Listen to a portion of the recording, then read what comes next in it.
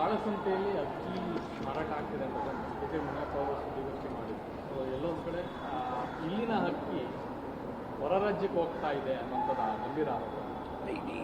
ಈಗ ಇಲ್ಲಿಯ ಅಕ್ಕಿ ತಮಿಳುನಾಡಿನ ಅಲ್ಲಿ ಇಡ್ಲಿ ದೋಸೆ ಆಗುತ್ತೆ ಅನ್ನೋದು ಭಾಳ ಹಿಂದಿನಿಂದಲೂ ಕೇಳಿಬರ್ತಿರುವಂಥ ಸಂಗತಿ.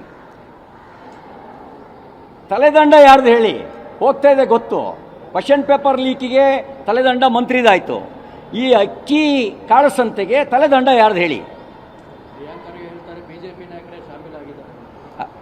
ನಾನು ಹೇಳ್ತಾ ಇದ್ದೀನಲ್ಲ, ಯು ಆರ್ ಹೋಮ್ ಮಿನಿಸ್ಟರ್, ಬೀದಿ ಬಸವ ಅಲ್ಲ,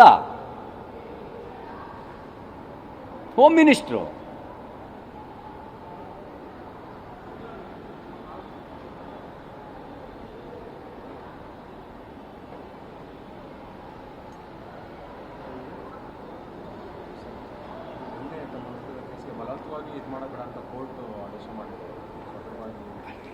ನ್ಯಾಯಾಲಯ ಈಗ ನೋಡಿ, ನಾವೇನಂದರೆ ನಾನು ಸಾರ್ವಜನಿಕ ಜೀವನದಲ್ಲಿರೋನು, ಹೋರಾಟವನ್ನೇ ಬದುಕಾಗಿ ಮಾಡ್ಕೊಂಡಿರೋನು.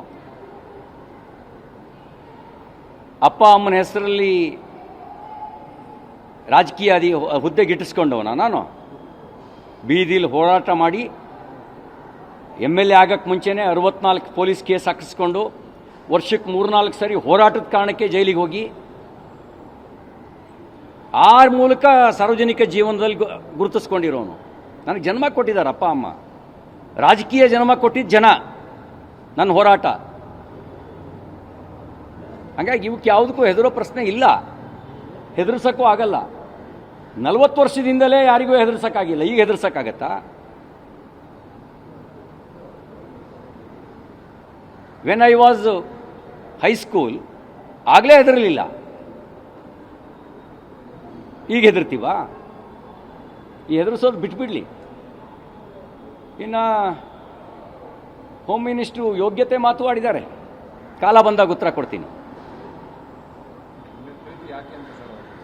ಏನು ಇದ್ದಿದ್ದಂಗೆ ಹೇಳ್ತೀನಲ್ಲ, ಇದ್ದಿದ್ದಂಗೆ ಹೇಳಿದ್ರೆ ಎದ್ದು ಬಂದು ಎದಿಗೆ ಒದ್ದಂಗಿರುತ್ತೆ ಅಂತ ಗಾದೆ ಮಾತು ಸುಮ್ಮನೆ ಕಟ್ಟಿದ್ದಾರೆ. ಅದನ್ನು ನಾನು ಇದ್ದಿದ್ದಂಗೆ ಹೇಳ್ತೀನಿ. ಕೆಲವರಿಗೆ ಎದಿಗೆ ಬಂದು ಒದ್ದಂಗಾಗತ್ತೆ. ಅಲ್ಲ, ನಾನು ಹೇಳ್ತಾ ಇದ್ದೀನಲ್ಲ, ನಾನು ಇದ್ದಿದ್ದಂಗೆ ಹೇಳ್ತೀನಿ, ಇರೋ ಸತ್ಯ ಹೇಳ್ತೀನಿ.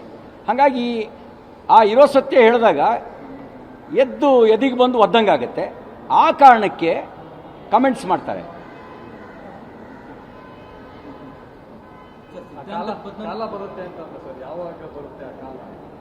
ಎಲ್ಲವಕ್ಕೂ ಒಂದೇ ದಿನ ಉತ್ತರ ಕೊಡಬೇಕಾಗಿಲ್ಲ,